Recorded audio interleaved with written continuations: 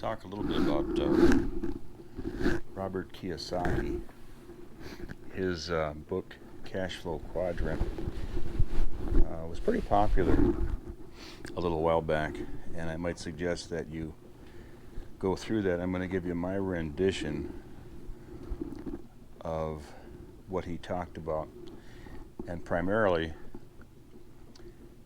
the world is subdivided into two primary categories. We have individuals that live on the left side of the quadrant, and we have individuals that live on the right side of the quadrant. And what that means is that we have left-siders and right-siders. Remember, this is my rendition. On the left side of the quadrant, we have individuals who earn 95%, 95% of the population earns 5% of the nation's wealth. Over here, we have 5% of the nation, and they earn 95% of the nation's wealth. On this side are people who have learned to invest money. They have learned and make the money work for them, thus freeing up their time. They also do that stocks, bonds, mutual funds, the derivative markets, commodity markets. There's basically no limits to that. And they're also business owners. Is there a particular business that these people, because I want to talk about these guys for just a few minutes, guys and gals. There's no limits to, you need to do things like this, and you need to walk this way, and you need to say certain things, and this is how you say certain things, and these are the types of books that you should read. These are the seminars you need to attend, and there's a rigorous format that you need to follow. We have a 5-step program that you need to follow, and you need to make a list of goals, and you need to. None of that really has to do with this, because what you might do in one business does not apply in another one, but there is a common denominator amongst all those, and it does have to do with how you think. In order for you to change your life or to change what you're thinking about, you need to know what it is you're presently thinking of. The difference between the people here on the left side, who are basically the opposite of the people here on the right side, are the have-nots kind of thing. They're always short of money. They're, a lot of times they're in debt. Credit cards, they don't know where their next dollar is coming from, and 95% of the population struggles out here. They shop for mortgages, they go through bankers, everything they have.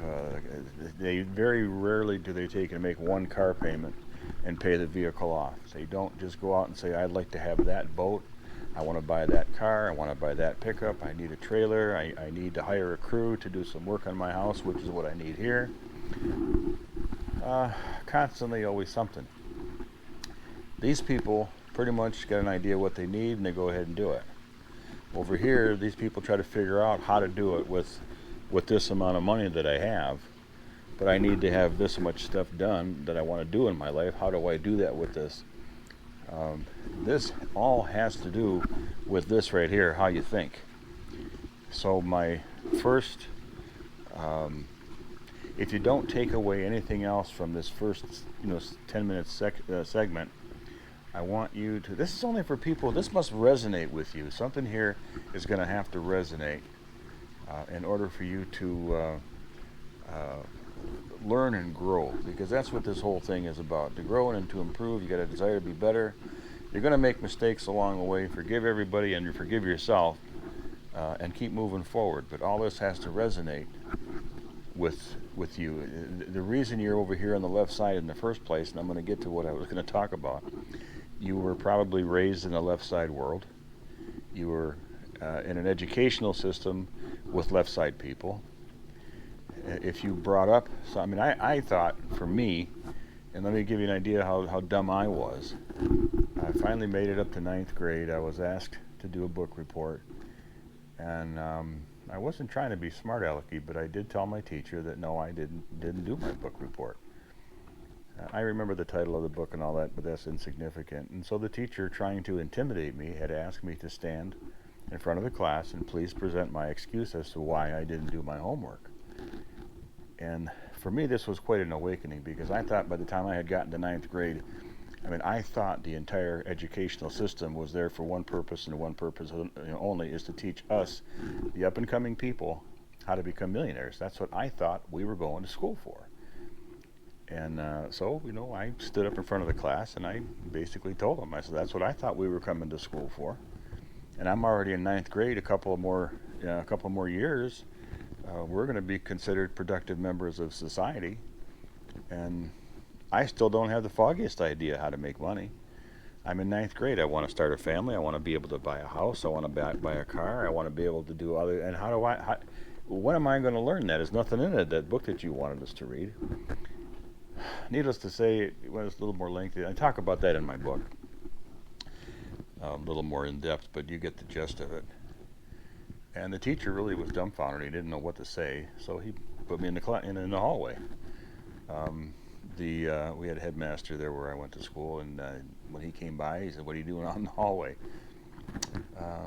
He motioned for the teacher to come outside through the little window on the door, and the teacher asked me to repeat what I had said in the class, and so I did.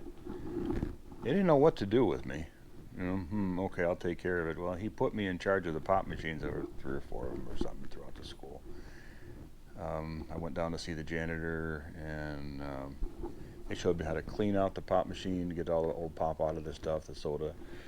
Clean out the pop cans before you put them in the machine, how to empty it. He trusted me with this, and that's what I did for the rest of the year when it was time for this guy's class. So I kind of wasn't invited back to his class, but one of the things that I brought up was, I said, well, you look out the window, because we were up on the 2nd floor, I think maybe the 3rd, I forget what school.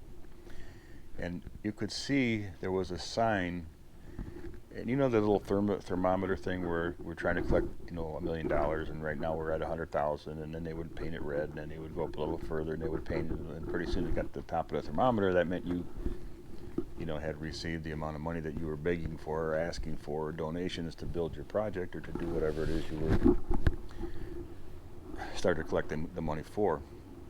So I brought that up, and I says, I think it was $750,000 they were trying to borrow for some condo project that they were developing for whatever reason. I don't remember exactly all of it, but I told them, I says, you're only trying to raise $750,000. That, why are you making a big deal out of that?